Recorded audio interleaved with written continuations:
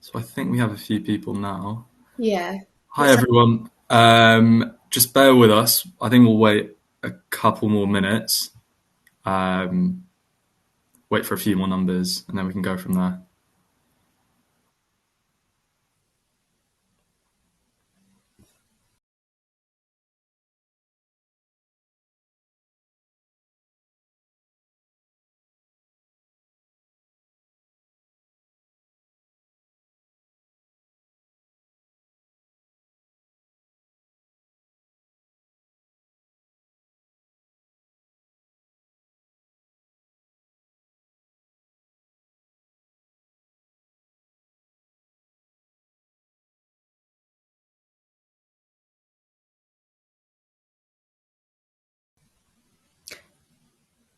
You're on mute, just letting you know. Sorry, I was sending a voice note to someone in the committee.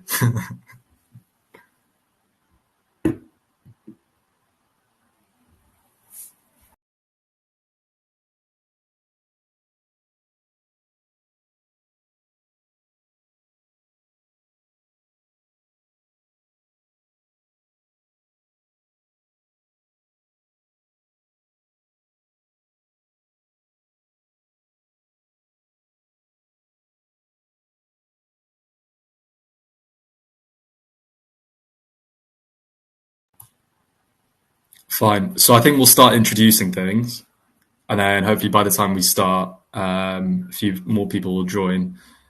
Hi everyone. Welcome to the start of our final series. So we're part of a society called MedTech Teaching, which so we've been around a few years now. Previously called Thursday 15, but that's now the name of this final series. Um, so the plan is that we'll cover a range of questions around 13 to 15 each session, and the aim is to kind of cover most of the core topics over the course of the series. And just to quickly introduce ourselves, so my name is Mehmet. I'm currently in F1, working at the Norfolk and Norwich Hospital. And I'm Nandini. I'm an F1 working in NHS Lanarkshire, so at Monklands Hospital. And today, as I'm sure you're all aware, the topic is respiratory medicine. And we'll kind of split up the topic into acute conditions and chronic ones. Um, And in terms of the timeline for the series, so this is already on our medal page as well, in the advertisements that we've been sending out, just so that you're aware. Schedule's also here if you want to take a quick screenshot as well. But we recommend, if you are keen, then just subscribe to our medal or follow it, and that way you'll get notifications and you'll be more up to date with our sessions.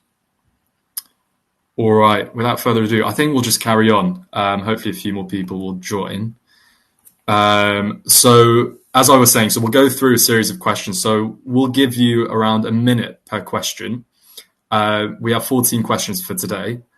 And then if you just jot down your answers on a piece of paper or somewhere, and then we'll come around to giving you the answers. And when we do so as well, we'll go through the conditions as well that the question focuses on. All right. So I'll start the timer in a minute, and then we can go from there.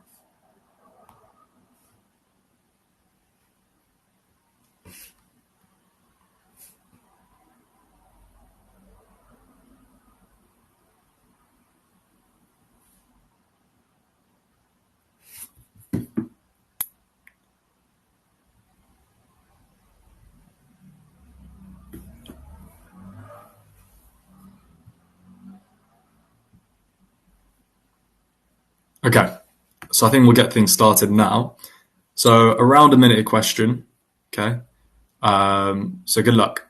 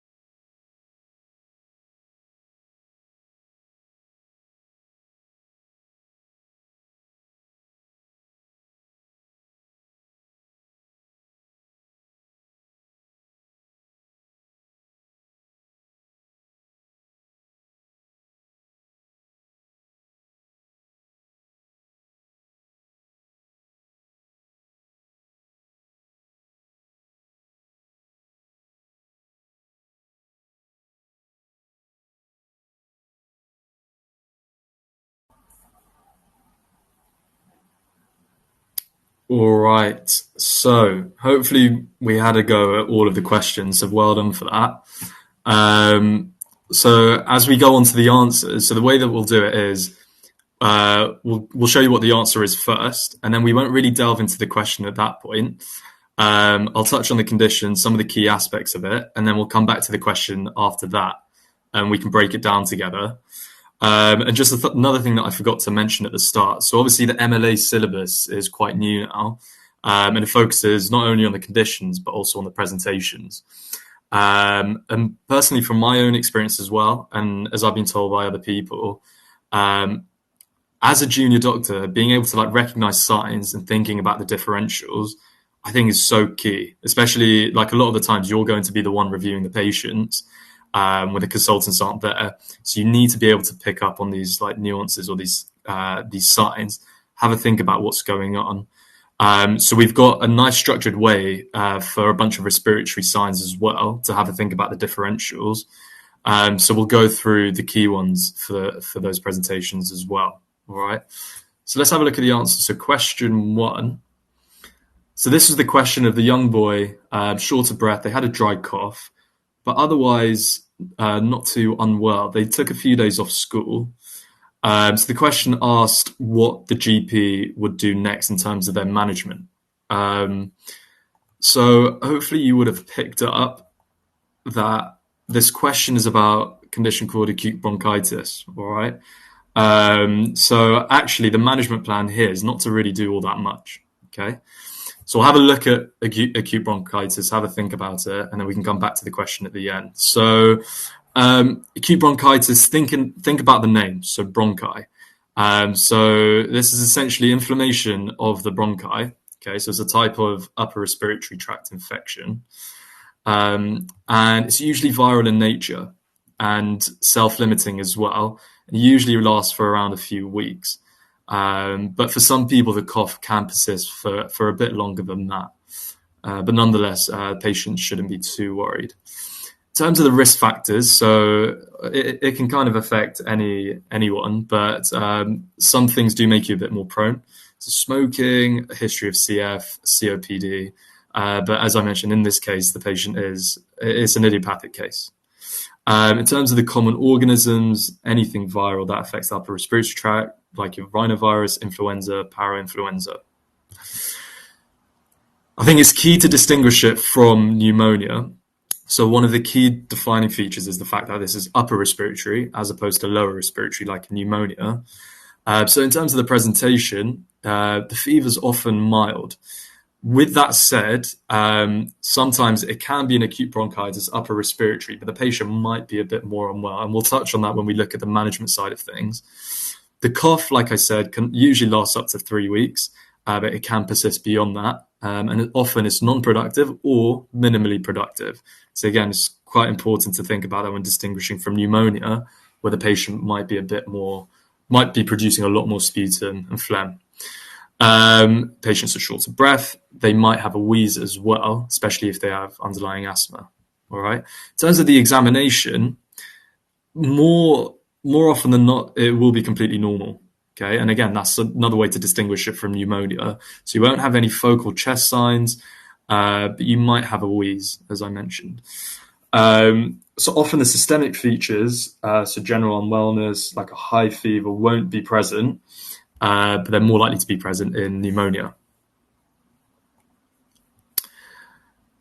It's often a clinical diagnosis, which is important. So you don't really need to do much investigation unless you are suspicious it could be a lower respiratory tract infection, at which point you do the usual test beyond bloods, like like a chest X-ray.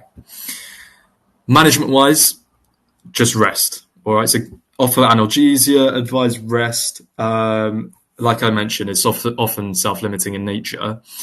One thing that is mentioned on the NICE guidelines, so the CKS website, is that you can offer antibiotics, even if it is still an acute bronchitis, because some patients might be a bit more systemically unwell. The patients more likely to be unwell are those a bit more elderly, those with pre-existing comorbidities.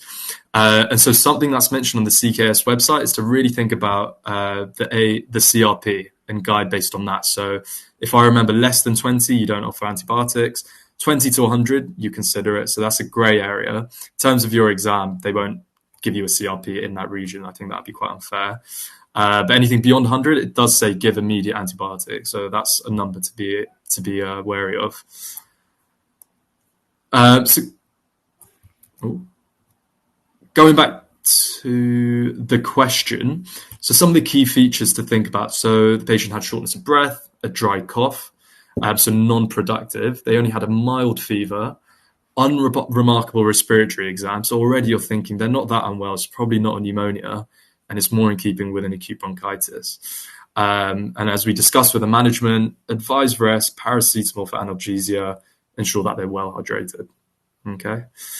So the first presentation, so obviously we mentioned shortness of breath there, and that's going to be quite prevalent as we look at all the other respiratory conditions. But let's have a think about it. So I'm not going to dwell on this too much now. You're welcome to take a screenshot. We'll also upload the slides once we're done with the session today. So you'll have this as an available resource, but you can take a screenshot now.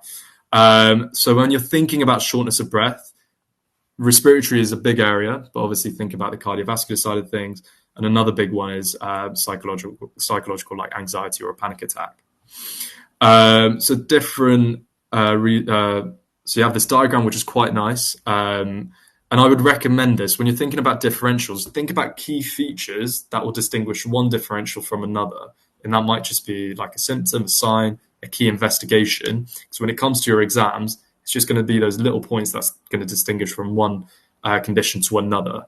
And that way, a lot of the questions are now two steps in that you have to think about the diagnosis without them telling you, and then you have to think about like an investigation and then a management.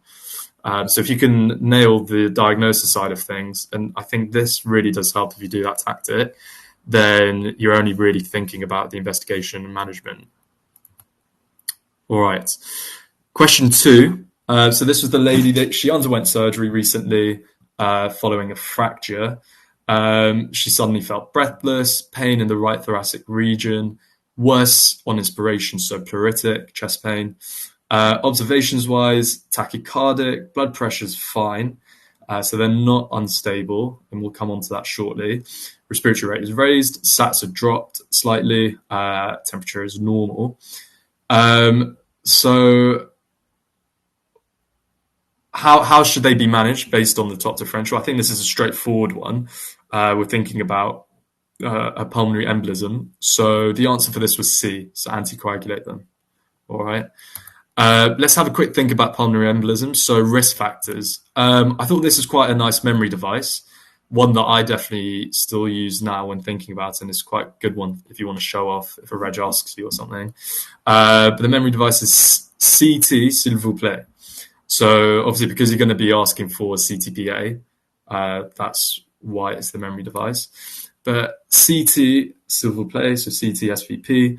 So think about the C's. The key ones there: someone who's got malignancy or cancer, chemotherapy patients, factor C deficiency. T, so trauma, as in this patient. So patients, the surgical patients most at risk of a PE are the orthopedic ones, or the ones following trauma. So that was the case in this question that we did as well. Patients with recent travel, etc. So I can leave this as a resource for you if you want to take a screenshot. But I thought it's quite a nice memory device to use. Presentation side of things, I think this is quite good to think about, especially now clinically. Now that I've been working as an F1, you get a fair range of patients in terms of how they present with a PE. So it's not always going to be disastrous like a massive PE. So obviously if they have a massive PE, the patient's going to be a lot more unwell. They might even crash. They have really severe pain often, and they're very short of breath and desaturating quite substantially. So it might drop to like the 70s, 80s. If it's a smaller PE, you will still see shortness of breath. So actually, tachypnea, so raised respiratory rate, is your most common sign, which is also strange because when we come onto the scoring system, they don't actually take that into account when we do the well score. So, which is strange, but anyway, so you have the raised respiratory rate. You often, you might see hemoptysis, I think, in around 50-60% of people, pleuritic chest pain. And thinking about the ECG, so this is quite classic for your finals. Sinus tachy is your most common finding. All right, so this whole S1Q3T3, know it for exams. You don't really need to know it in real life. I was speaking to a respiratory reg the other day who's been working for a while. He's only ever seen a couple cases where they've seen that, and even those were a bit questionable. So just be aware of the words, but I don't think you need to be able to read it. And some patients might also have a chronic PE, but that's usually if it affects their microvasculature. Well score, so you all know about this. It's used to estimate the risk of a PE. The classic numbering is greater than or equal to 4, think high risk, do a CTPA. Less than 4, slightly lower risk, D-dimer. So know this for your exams. In real life, it's more just about clinical suspicion. You still do a well score, but even if it doesn't reach the 4, then you're putting yourself at risk if you don't escalate it further. So often, especially at my trust, you see CTPAs a lot more often than not.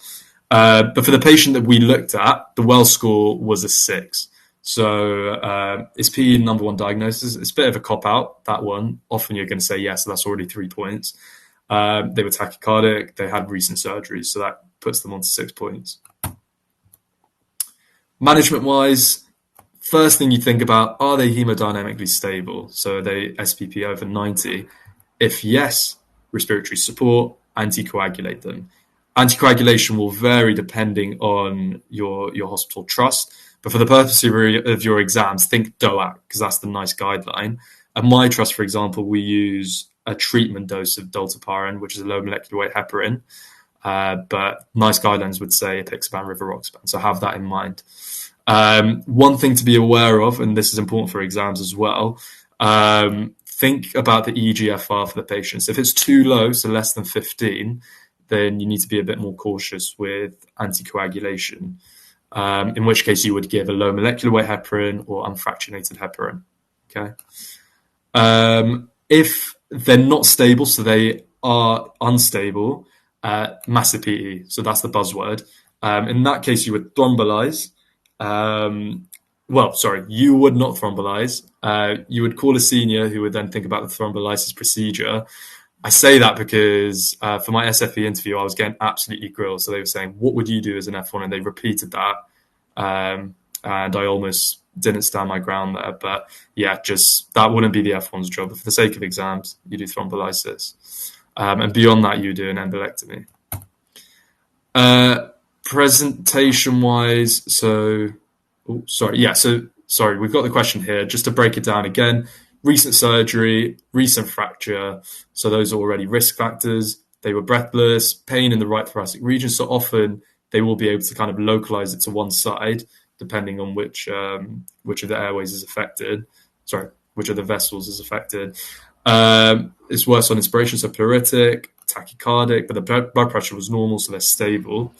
And so in this case, you would just support them respiratory-wise and then anticoagulate. All right, so another presentation. So we touched on chest pain, more specifically pleuritic chest pain, but I've just included chest pain in general. So we have the respiratory side of things. Again, take a screenshot because there's some other key ones like GI, cardiovascular, musculoskeletal. But yeah, so you have the various respiratory presentations and how you distinguish between them. Again, another diagram you can use as well. This is the one that I actually used, and I still kind of remember till now. So you have that as well. Pleuritic chest pain, just think about, conditions where the pain is going to be worse when the lungs are moving. So what you need to be thinking about there is, where do the lungs actually touch? So what is the lung in contact with? So you have contact with the mediastinum, so you have the respiratory, the cardiac side of things.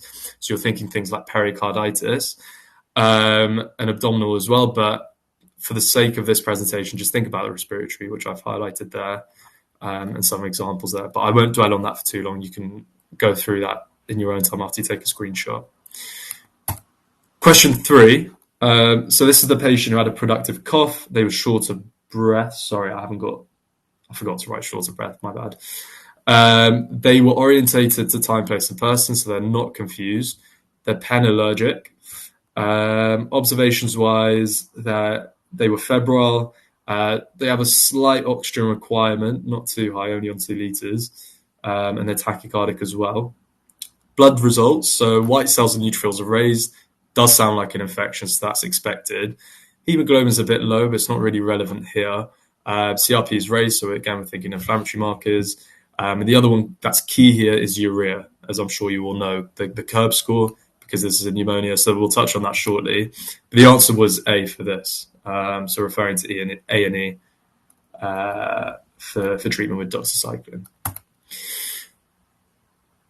And the next question, so we'll cover both of them and then we'll think about pneumonia. So which of these are a recognized cause of hospital-acquired pneumonia? Pseudomonas aeruginosa. So let's think about pneumonia. Straightforward one. Obviously, they drill this into you at uni. So I think 2 definitions which are quite important. So we know community-acquired pneumonia, you get it in the community. It's an infection. But just the key number to think about with hospital-acquired pneumonia is pneumonia after you've been in hospital for at least 48 hours. So if it's still within that 48-hour window, they've probably picked up in the community and just come into hospital. So it'd still be considered a CAP. Another really nice diagram, so I encourage you to use this for revision. So we're thinking about the various organisms. I haven't got a memory device as such for these, you just kind of need to learn them. But you have the typical and atypical organisms, your hospital-acquired organisms, and then your aspiration pneumonia organisms, all right? So from the CAP side, the community side, let's think about the typical. So you have strep pneumoniae, and this is by far the most common. Sorry, I should have mentioned, you always do a sputum MCNS for pneumonia, and then you can think about the organism. Sorry, you don't always do it. Often in practice, you see that, you just put them on a type of antibiotic based on your trust guidelines, but you only do like a blood culture to see what the organism is if they're really unwell or if they're spiking in temperatures. But for the sake of your exams, just say that you would do a sputum MCNS, and until then, you just kind of put them on broad antibiotics. So then thinking about the organisms, so I won't dwell on this too much. Like I said, it's just a case of learning. A few that I would highlight, so Staph aureus, just think IV drug users, and that it can turn into a cavitating lesion or an abscess. Klebsiella, think alcoholics, okay? From the atypical side of things, Legionella, the buzzword is air conditioners, so AC. Patients can have hyponatremia. They can have abnormal LFTs. So these are all key features for the sake of exams. Chlamydia psittaci, so think birds, or if they have pet birds like parrots, that's often the classic. Pneumocystis jirovecii, so that's HIV, so that's AIDS or HIV defining. But just note that it's still not the most common organism in HIV patients, so it's still Streptococcus pneumoniae. And yeah, so hospital-acquired pneumonia, Pseudomonas aeruginosa, think about that for cystic fibrosis and bronchiectasis, so that's important as well. Severity-wise, curve 65, we touched on it. So already, just you see the number 65, automatically think age. So that one's easy to remember. And then the rest of it, so you have C for confusion, the urea, respiratory rate, and then the blood pressure. So for the patient that we looked at, they had a score of 2. And we'll look at what that means now. So a score of 1, you can treat them in the GP. Or if they're in the hospital, you can kind of give them oral antibiotics and discharge them, and then follow them up for a repeat chest X-ray in 4 to 6 weeks' time. Score of 2, you can admit them to the hospital. So for the sake of exams, I would say admit them to the hospital, but in reality, it's still a bit of a grey area. But anything 3 and above, you definitely want to send them to the hospital, and at that point, you're probably thinking ICU as well. But often they won't actually take the patient on unless they're really unwell. So in terms of the antibiotics, again, I won't dwell on this too much for the sake of time. You can take a screenshot. But just remember, with typical organisms, amoxicillin. If it's more severe, something that contains amoxicillin but clavulanic acid as well, so give them co-amoxiclav. If they're allergic, give doxycycline. So that's the key to the question that we just looked at. Atypical, think clarithromycin. Yeah, and if the pathogen is unknown, you kind of give both amoxicillin and clarithromycin to give good cover. Hospital acquired, so Staph aureus, so flu clox. You see that in loads of things. So anytime you see staph, you give flu clox. MSRA, vancomycin. Pseudomonas gives tazocin and gentamicin. So that's quite a difficult one to tackle. So for pneumocystis jirovecii, you give cotrimoxazole. And for the anaerobes, after aspiration pneumonia, you give amoxicillin. You can add metronidazole as well. So just take a screenshot of that, and it's one of those you just have to learn. So I won't dwell on that for much longer. Thinking about this question, so as I mentioned, this patient had a curb score of 2, so the urea was raised. And yeah, so the age was over 65. So that's why you would want to send them to the A&E. You can monitor there, and then you start them on doxycycline. And then from there, you can kind of think about whether they're well enough to go home or you keep them admitted. So yeah, Pseudomonas aeruginosa, we already mentioned this. So hospital acquired, you're thinking Pseudomonas. The rest of them are more typical and atypical community-acquired pneumonias. All right, so a differential here we looked at was cough. So you can have a chronic cough and a more acute cough. Yeah, and so again, I'll just leave that there.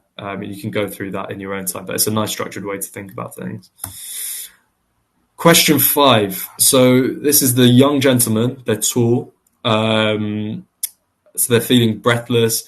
Again, left-sided pleuritic chest pain, so it's localized to one side. But otherwise, they're well. So they haven't got much of a past history. They have reduced breath sounds, unequal chest expansion, but they're only using a 1 because of oxygen saturations being a bit low. A chest X-ray shows the pneumothorax on the left side, that's 7 millimeters in diameter, but it's still short of breath. So the answer here would be needle aspiration and giving them oxygen.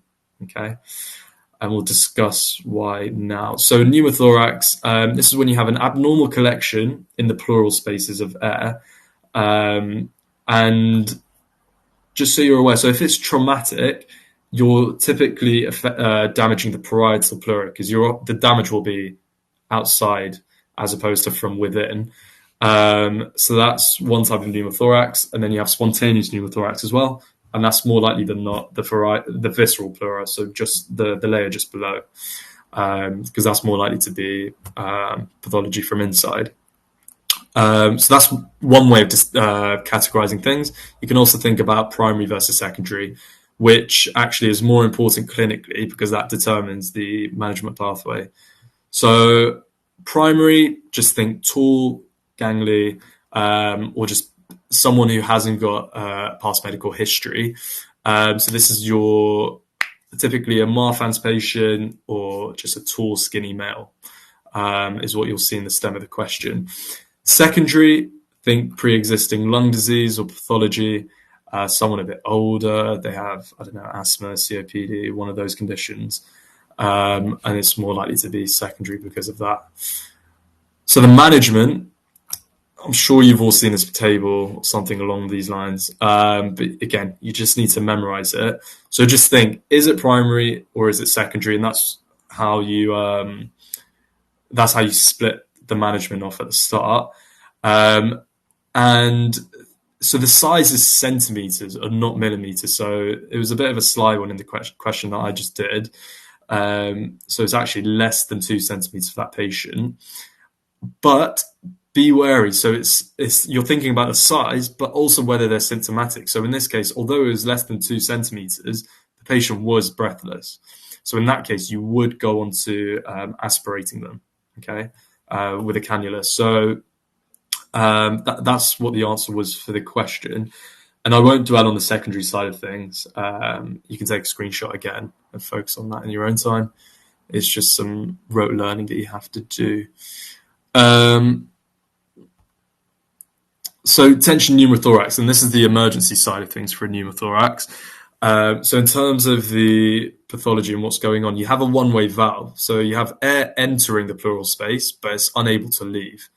And so with this, you get a patient that's a lot more unwell, basically, and you see them deteriorating quite quickly. So they'll be very short of breath.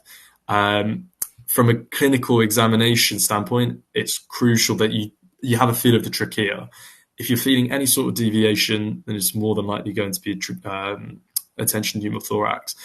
Alongside that, you have a severely reduced chest expansion, and the patient will have a silent chest as well.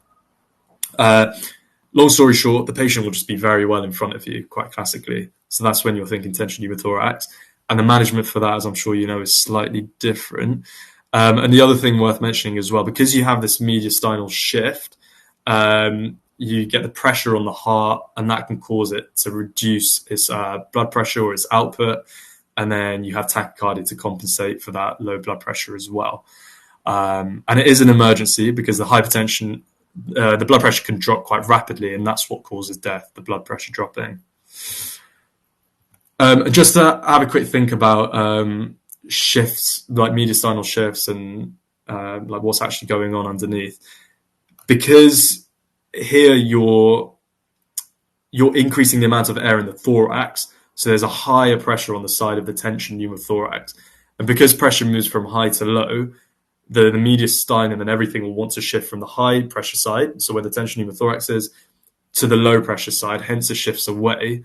But something like a lung collapse or a large lung collapse, it will shift towards because there's less air in that thoracic cavity. So you have lower pressure. So it goes from the higher pressure on the normal side to the lower pressure on the pathological side. So it will shift towards it.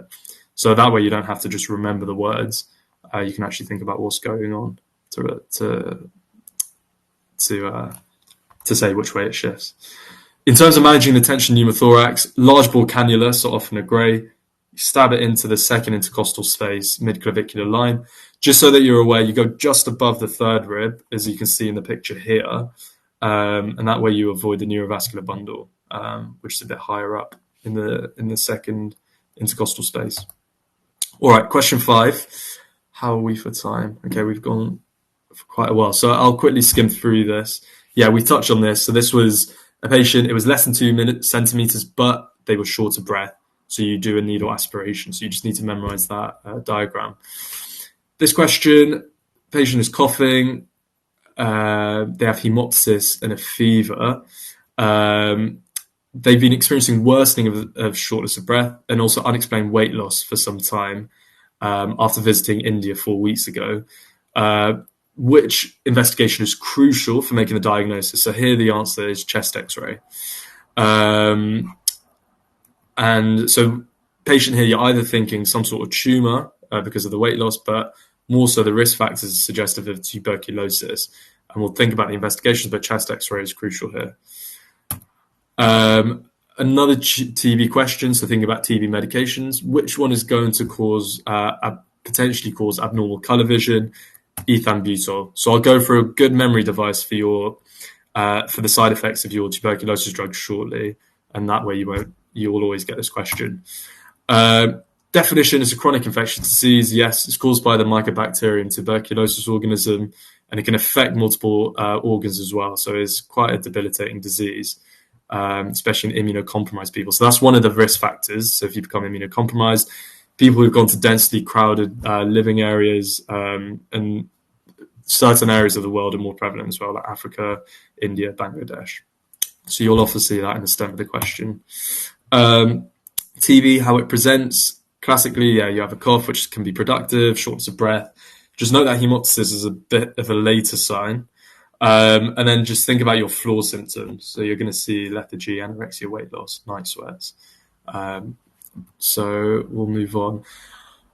I won't spend much time on this, but just be aware of the life cycle. So once you first get infected by tuberculosis, which is a lot of people, so I think at least 2 million people in the world have had a TB infection at some point. So the infection can go away in most people, but then for some people it can persist. It can become latent, which means it basically just hides in a granuloma, or specifically a caseating granuloma in the lungs. And for other people, it can become primary active, which is the more debilitating disease, which can spread. And the latent TB can also eventually evolve into primary active TB again. So there's a chance of recurrence. And that chance, there is a chance for anyone, but that chance increases for certain populations, especially those immunocompromised because you have a weakened immune system.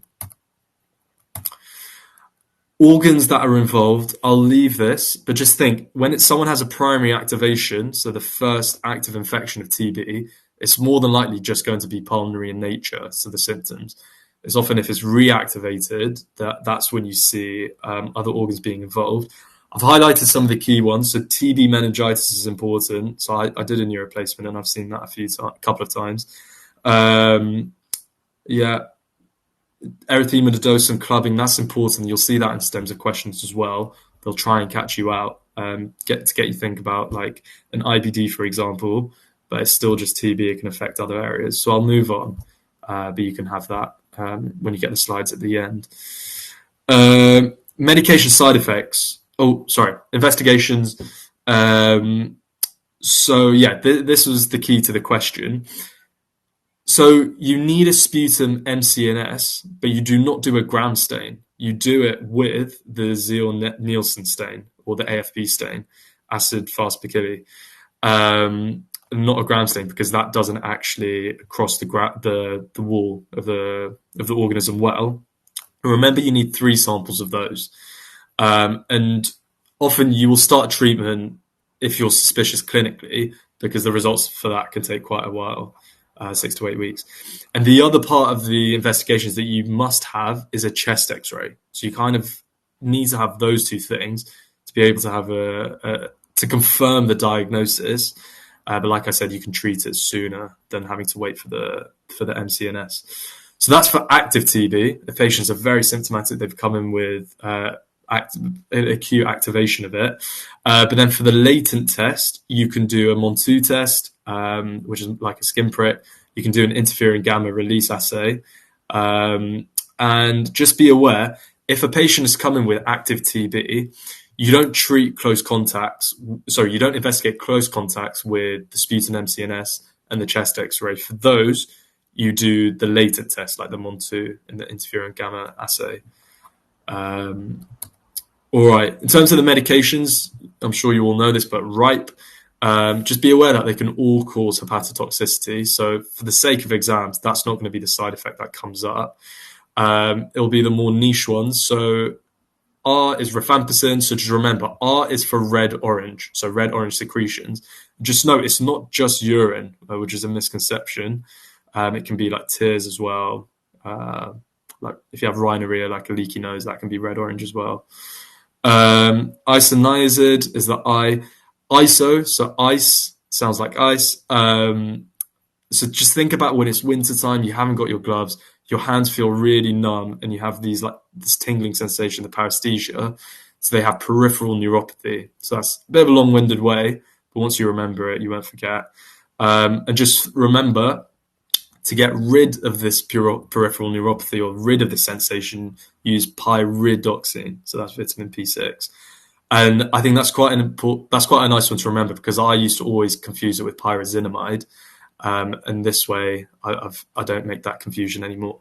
So pyrazinamide is one of the TB medications. So remember, the first 2 you take for the 6 months. The last 2 you only take for the first 2 months. Pyrazinamide, pyra like pirates. So R. Stupid way of remembering it, but it works for me. So R, like pain, so they're going to have pain in the knees and joints because of gout. Okay, so they can cause hyperuricemia. Ethambutol, E is for eyes. Okay, so there's 2 things to think about: optic neuritis and reversible red-green color blindness, which was one of the questions that we looked at. So quite a few good memory techniques that I would recommend. Yeah, so we've touched on this already. So do chest X-ray, and I tried to catch you out here by doing the sputum microscopy, but with gram staining as opposed to acid fast Picilli stain or Zeal-Nielsen. So yeah, chest X-ray, and then you do 3 sputum samples. And then the answer here, because we're talking eyes, vision, ethambutol, E for eyes. There we go. Okay, so for question 8, you've got a mum who's bringing her infant son into the GP practice, short of breath, kind of corazal symptoms as well, and also some apneic episodes. And when you're looking at him, you can see he's got subcostal resection, so obviously breathing quite hard. So the answer for this question is B. So it's admit to hospital for supportive management. And what this child has is bronchiolitis. So bronchiolitis, it's a very similar pathology to bronchitis, but obviously it's occurring lower down in your airways, so in your bronchioles. It most commonly occurs in infants, which I think is really key when it comes to a lot of your peds questions, where you'll have like 100 different lower respiratory tract infections. Just noting that if it's a child under the age of 2, it's much more likely to be a bronchiolitis. The organisms that typically cause bronchiolitis are RSV, so respiratory syncytial virus, and parainfluenza 3. And of course, any infant can develop bronchiolitis, but some of the risk factors for developing severe episodes are if your child has a congenital heart defect or if they have Down syndrome. So the way that bronchiolitis presents, as you saw in the stem, the child may have shortness of breath, they might have a dry cough, so not a productive one, they may have some corazal symptoms as well, and if it's a serious infection, of course, they can develop apneic episodes, and they might appear to have quite a visible work of breathing, and as with children just becoming generally unwell, they might go off their food, they might be more fatigued. So signs on examination that you might see are wheeze and bilateral inspiratory crackles. And again, as I said, if it's severe, you might see some subcostal recessions. So for the management of bronchiolitis, it's generally a clinical diagnosis. So for the most part, it's supportive management and safety netting, especially if it's a child who appears relatively well, they're in the community, and you just want to make sure they're getting fluids, you're taking care of any temperatures that they may have, and making sure the parents have worsening advice. It's really important, though, to watch out for some of your red flag symptoms, and I don't think we've got a slide here that shows it, but there's the traffic light system for any of your pediatric conditions. So if they have some of those symptoms, and in the question that we did have, that was the apneic episodes as well as the subcostal recessions, you can admit them to hospital, both for your supportive management, giving them humidified oxygen if they have low oxygen sats, if they have a lot of secretions which may be affecting their ability to breathe well, you can suction those, and if they're particularly poor feeding, you can put an NG tube in as well. And so we've just listed some of the kind of red flag symptoms, which are like particularly specific to respiratory conditions. But when children, especially young children, become unwell, they become so systemically unwell, it's important to look out for these, even if they're not presenting with a bronchiolitis or a respiratory tract infection. So if you see central cyanosis, even if you've not witnessed an apneic episode, if their parent is telling you, oh, look like they stopped breathing, you really want to admit them to hospital. If they appear to be in respiratory distress, if oxygen sats are less than 92%, if you see them grunting, because that's a sign of a really hard work of breathing, and if they have a respiratory rate of above 70, that's probably quite age specific, but I'm sure when you look up guidelines, you'll be able to figure that out. But it's good to have a number in your head for each age category, just so you know how to kind of risk stratify them. So again, just going over the answer, you've got an infant who's short of breath, not a productive cough, it's a dry cough. They've got corazal symptoms. They've got 2 red flag symptoms. One of them hasn't been highlighted, which is my fault. So that's why it's not just safety net and send home for supportive management. It's admit to hospital for supportive management. So for question 9, you've got a 60-year-old man. He's got a chronic cough, worsening shortness of breath, fatigue, and an episode of hemoptysis. He does have a past history of smoking, not travelled abroad, and his userness show that he's hyponatremic. So the most likely diagnosis is going to be small cell lung cancer. And I think the trick in this one is kind of differentiating between non-small cell and small cell lung cancer, which we'll get into. So with lung cancer, obviously it's a malignancy of the lungs. Some of the key risk factors that I'm sure we're all kind of aware of are smoking, any occupational exposure, especially to asbestos, any radon exposure, previous radiotherapy, and of course with any malignancy, if there's a family history, you want to be particularly suspicious. So there are kind of two types of lung cancer, or primary lung cancer. You've got non-small cell lung cancer, and that includes your adenocarcinomas, your squamous cell carcinomas, as well as large cell carcinomas. And although these, of course, can occur anywhere in the lungs, typically in exam questions, you'll see that adenocarcinomas and large cell carcinomas will appear peripherally in the lungs, whereas your squamous cell carcinomas are often described as like a central mass. And then you have your small cell lung cancers, and these are like often endocrine cells, and they cause a lot of like paraneoplastic syndromes. And so that's a little diagram just kind of detailing types of non-small cell lung cancer. So for the presentation, you've got your respiratory symptoms. So you've got shortness of breath, chronic cough. They might have a bit of chest pain or bony pain as well, especially if they've got metastases. Hemoptysis is obviously going to be a red flag symptom. And despite the fact that there are multiple different conditions that can cause it, because obviously lung cancer is such a significant condition, you want to rule it out as soon as you see somebody presenting with hemoptysis. And you've also got your typical symptoms of malignancy. So loss of appetite, general weight loss, maybe they've developed like anemia of chronic disease. On examination, likely that you'll see that the patient is cachexic, so they've lost a lot of weight. They'll probably also tell you that their clothes are hanging off them. You may have focal dullness on percussion if you're able to actually locate where the tumour is. You may see that they have finger clubbing, and you may see that they've got lymphadenopathy. So a chest x-ray is going to be your initial investigation. And oftentimes you will be able to identify some sort of abnormality. And then afterwards you'll do a CT, often chest abdo-pelvis, just because then you can get kind of a good scan of the body, helps you see the malignancy much better. You can actually get a radiological diagnosis, and then you can also check to see are there any metastasis throughout the body.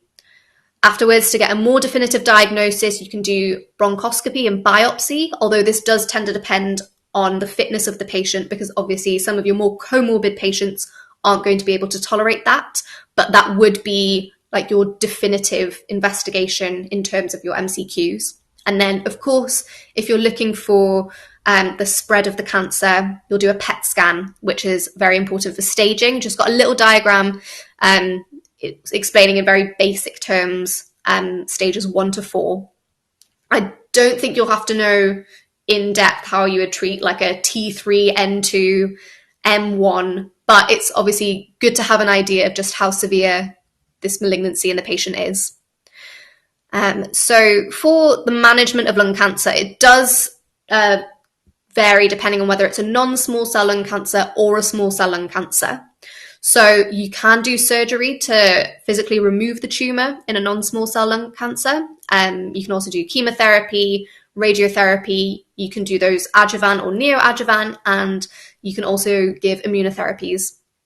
For small cell carcinomas, because they're often, as it says in the title, like much smaller cells, they're smaller neuroendocrine cells, you can't really cut them out in the same way that you could with a non-small cell carcinoma, which is why it's more of the medical therapy, so your chemotherapy and radiotherapy. So some of the complications that arise from lung cancer, particularly with your small cell lung cancers, is you're going to get your paraneoplastic syndromes.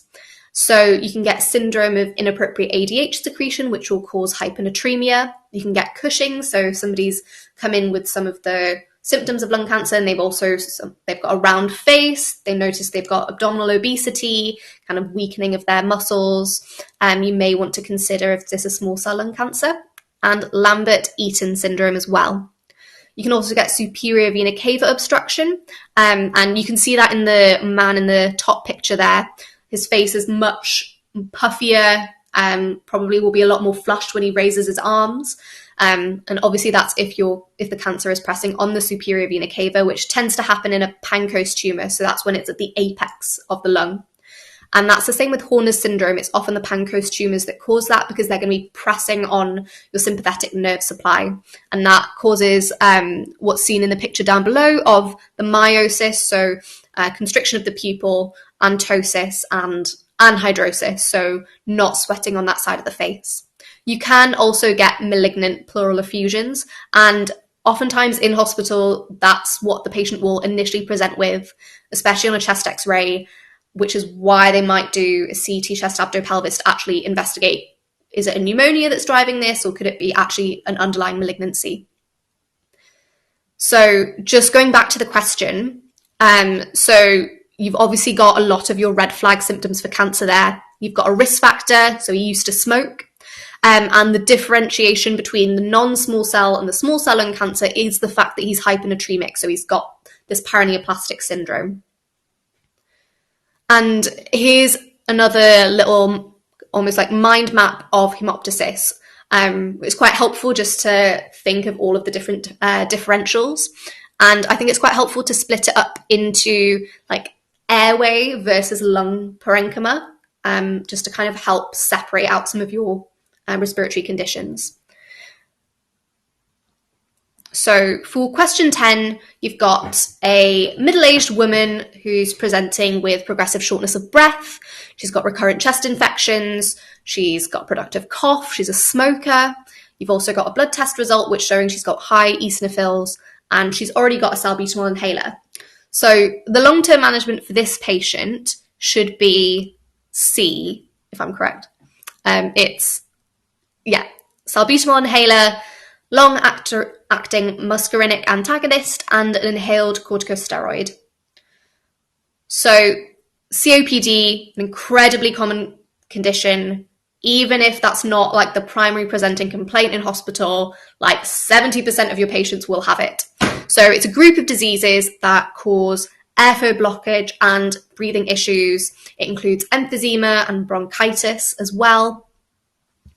And you've also, with your COPD, you've got various risk factors, the biggest one being smoking, also being older. You don't tend to see it in people who are under the age of 35.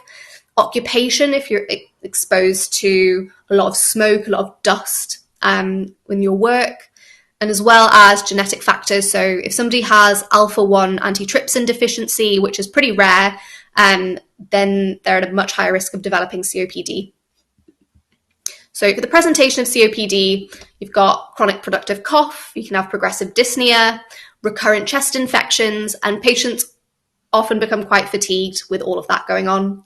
And on examination, oftentimes they're wheezy, especially if they are having an exacerbation of their COPD. They might be tachypneic. And if they're a CO2 retainer, you might see asterixis. So getting to test for a flapping tremor is quite important.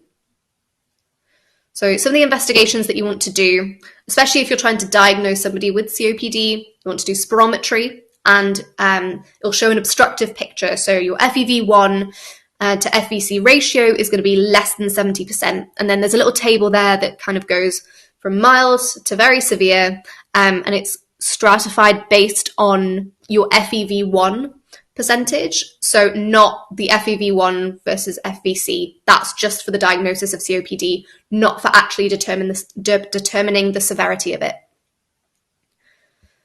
And then, of course, if somebody's coming in and you think they've got an exacerbation of COPD, you want to do a chest x-ray, see, is it actually a CAP?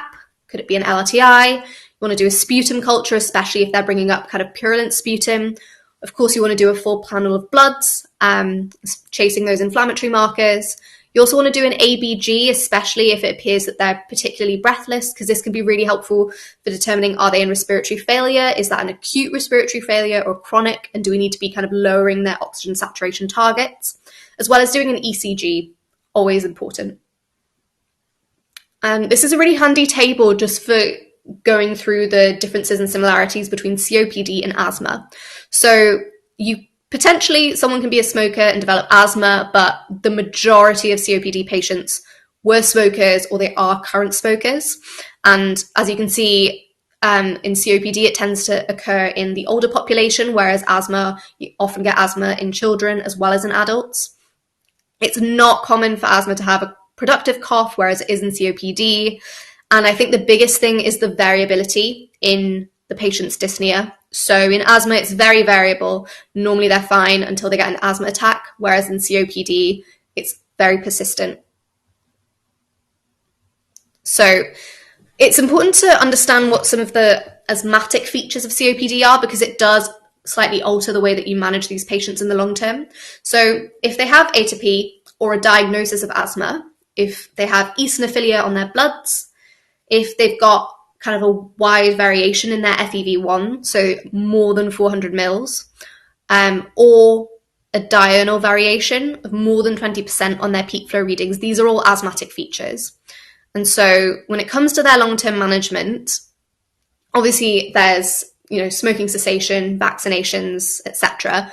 But I think the key thing for exams is going to be understanding inhaler therapy. So initially, you'll start them on like salbutamol or a short-acting muscarinic antagonist.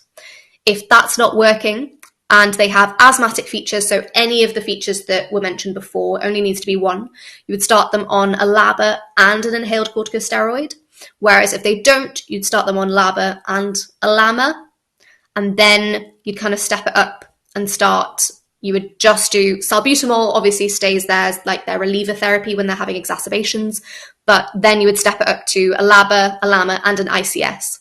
And normally you start off with like a low dose inhaled corticosteroid and then slowly build it up. You can also give patients long-term oxygen therapy.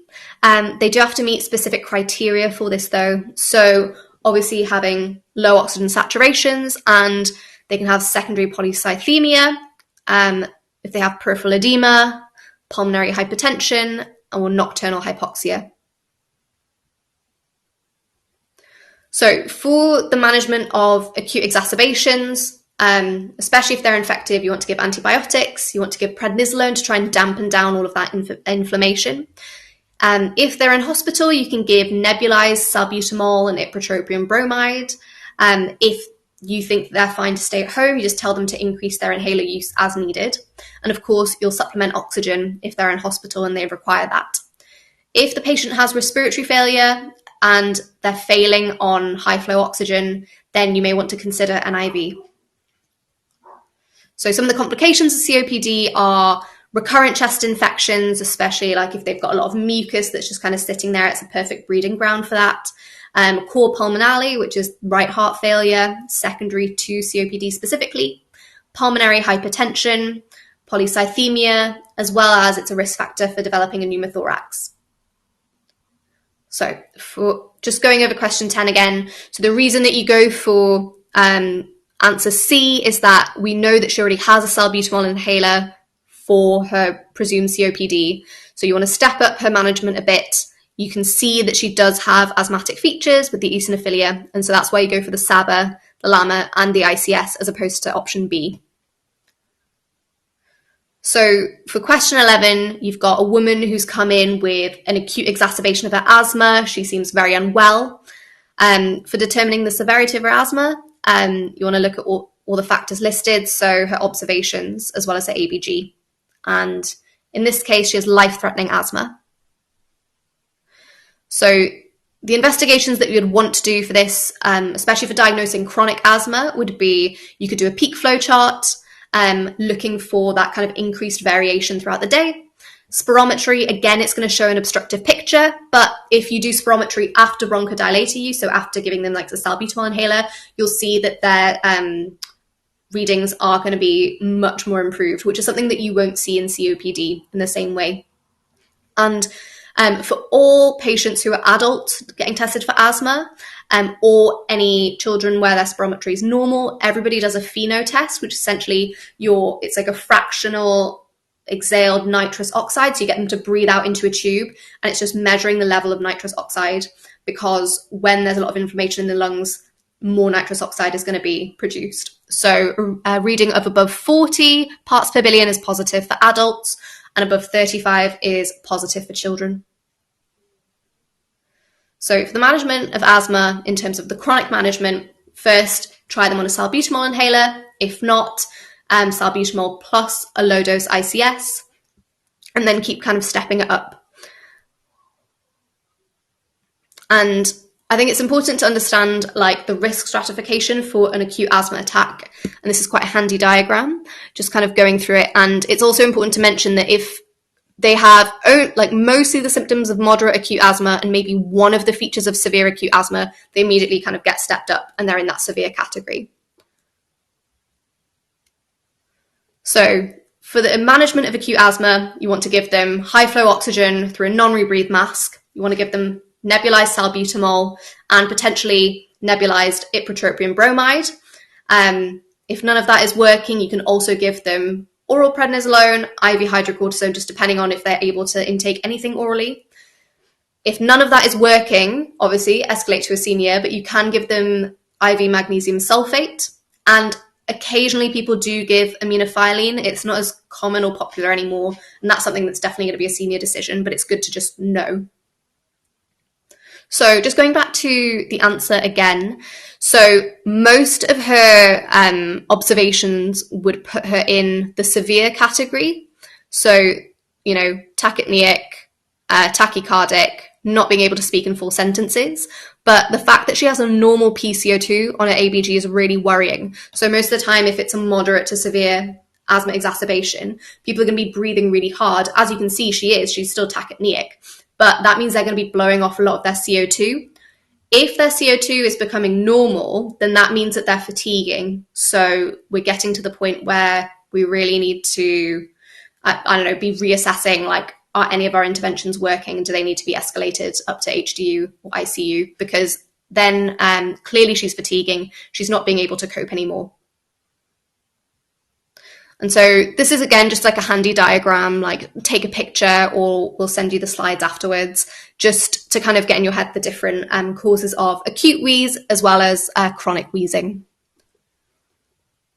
So for question 12, you've got a middle-aged man, background of COPD, who's presenting with what is a presumed exacerbation of his COPD. And it's about ABG interpretation. So the correct diagnosis based on this ABG is acute on chronic type 2 respiratory failure with respiratory acidosis. So I think this is a really handy kind of flow chart just for determining, like, how am I going to interpret all of these like random numbers that have been thrown at me. So carbon dioxide and pH are going to move in the opposite direction. So if it's a respiratory issue, so if your CO2 is raised, that's going to drive your pH down, whereas bicarb and pH kind of move in the same direction if it's going to be a metabolic issue. And in this particular case, I think the patient having COPD is a clue that you might want to wonder, like, could this person be a chronic CO2 retainer? In a chronic type 2 respiratory failure, you're going to see that their pH will be normal, but their bicarb is going to be raised to try and normalize their pH. The fact that this is acute on chronic is shown by the fact that their pH is now low, so they're kind of decompensating. And this is just another quick list of different causes of cyanosis, and we've tied this into the ABG question in the type 2 respiratory failure, just because oftentimes if somebody is in respiratory failure, you might see that they've either got peripheral cyanosis or central cyanosis. So for question 13, you've got, yet again, another middle-aged person presenting to their GP. She's got a chronic cough, it's got yellow sputum, she's not a smoker, and she also has clubbed fingers and inspiratory crackles that are audible. So the most likely diagnosis in this case is going to be bronchiectasis. And so for bronchiectasis, it's caused often by repeated infections and insults to the lungs. You get the pathological dilatation of your bronchi, and you get a lot of excess mucus buildup. So it can also be seen in cystic fibrosis. And some of the symptoms are chronic productive cough, and because, like, similarly to COPD, if you've got a lot of mucus there, you've got a lot of inflammation. Again, like, it's the perfect kind of breeding ground for bacteria. On examination, you'll see clubbing, which is a pretty key differentiating factor between bronchiectasis and COPD. You won't see clubbing typically in COPD unless they've got another comorbidity that's causing the clubbing. They also get coarse crackles and wheeze. So investigations for bronchiectasis, You can do a chest x-ray and you'll see a tramline sign. So essentially that's just seeing this dilatation of the bronchi. You can do a CT scan and you'll see signet cells on that. And on spirometry, it'll show an obstructive picture. So the key management of bronchiectasis is going to be airway clearance physiotherapy, which is really useful for actually bringing up a lot of that mucus, and giving the patient mucolytics to actually break it down. And of course, if they've got any kind of chest infection, making sure to treat that adequately. So question 14. You have a 57-year-old woman. She's got progressive shortness of breath. She's got a dry cough this time. She has clubbing and inspiratory crackles, and she's also got tender nodules on her shins. So on her chest x-ray, she's got upper zone fibrosis. So the most appropriate management plan for this patient is long-term prednisolone. And the reason for that is that the underlying condition is sarcoidosis. So just a quick run through interstitial lung disease. So it's a spectrum of different conditions that lead the lungs to become fibrotic because you've got inflammation repeatedly of the lung interstitium. Often occurs because you've got repeated injury to the lungs, whether that's infections or exposure to toxins.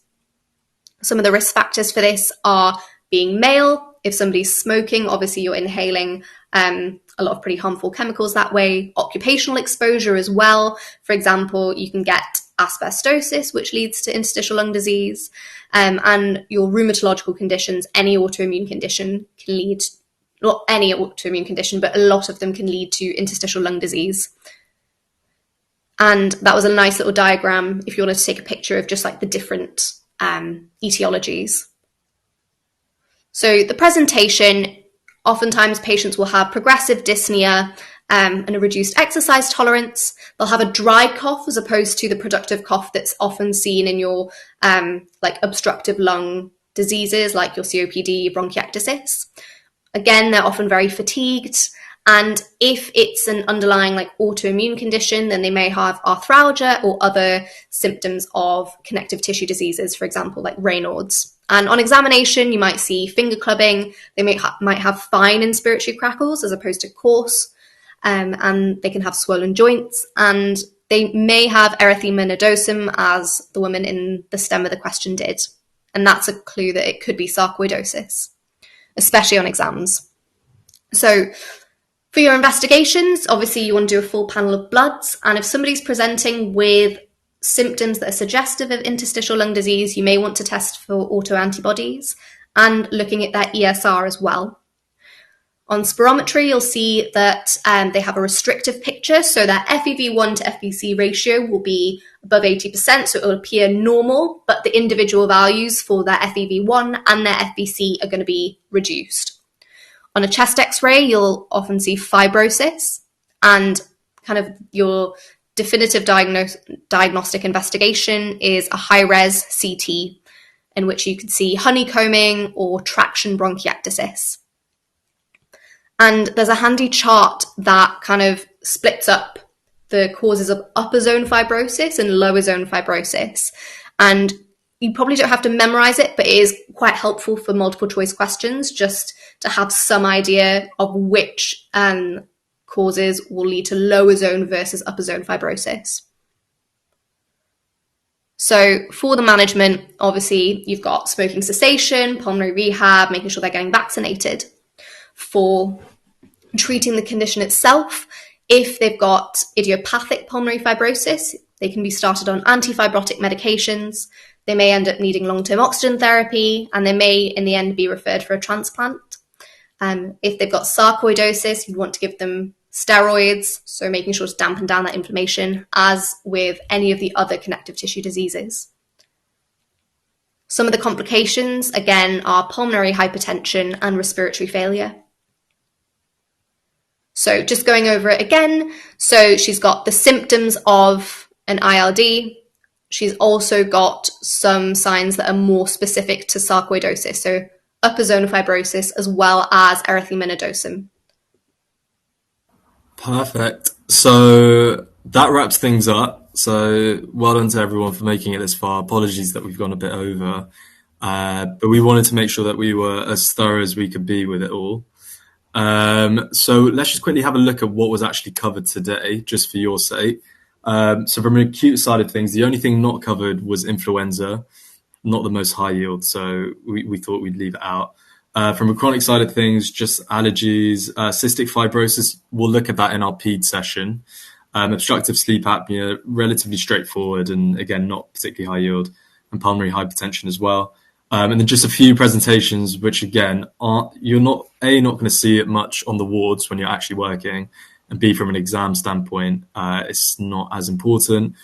Obviously, cardiorespiratory arrest is important, but you'll see that from the emergency side of things, and when you do your ALS. But the thing that you need to remember is just the 4Hs, 4Ts. All right. So that brings us to a close. If you could all do us a massive favor, we put a bit of time into this, so we'd really appreciate some feedback for the sake of our portfolios going forward as well. I think we have someone else on committee, Harry. I don't know if you can. Yeah, hi. Perfect. I'll hand over to you. Yeah, just 2 minutes before you guys go. Hi, I'm Harry. I'm also part of the MedTech committee, and I'm an F1 at Y Valley Trust. So something that we're also trying to do, especially with the UK MLA being the sort of new thing which you guys are being forced to do, is to get some research looking at what you guys as final year students think of the UK MLA, how you've been preparing, how your universities have prepared you, and generally how you think that this could be improved going forward. And of course, I wouldn't be asking for you guys just to do research for us. So what I'm actually hoping to do is offer you guys the ability to actually get involved with some research through collaborative authorship. And I know that at least for surgical training, things like collaborative authorships are actually worth points now. So what's going to come up on the screen is a short QR code, and there's a link as well. It's literally 3 questions: your name, email, and uni. If you are all interested in getting involved with some research. And what this actually would involve is you just sharing a survey via a Google form to any final years that you're in uni with you, mainly through group chats and things like that. And we'd only be looking at something like 20 to 25 responses. If you can get something like that, the final number hasn't sort of been decided. And if you're able to get those sorts of numbers, then we'd be able to get collaborative authorship.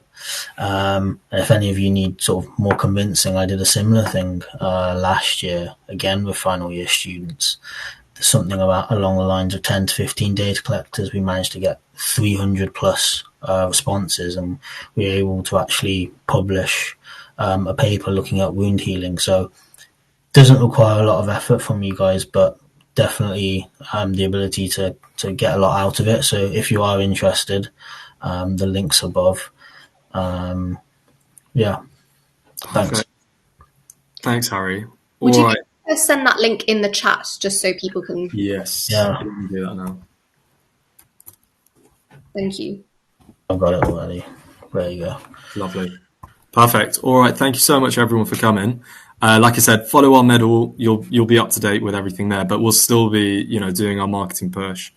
So I'm sure you'll get a message in your group chats for our upcoming sessions as well. But every Thursday for the next few months, we'll hopefully see you here. All right. Thank you so much.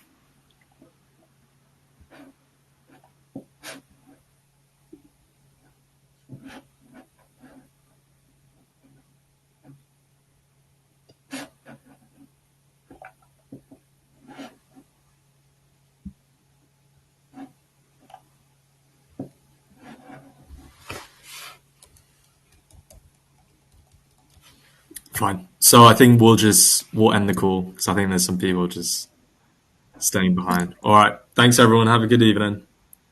Thank you.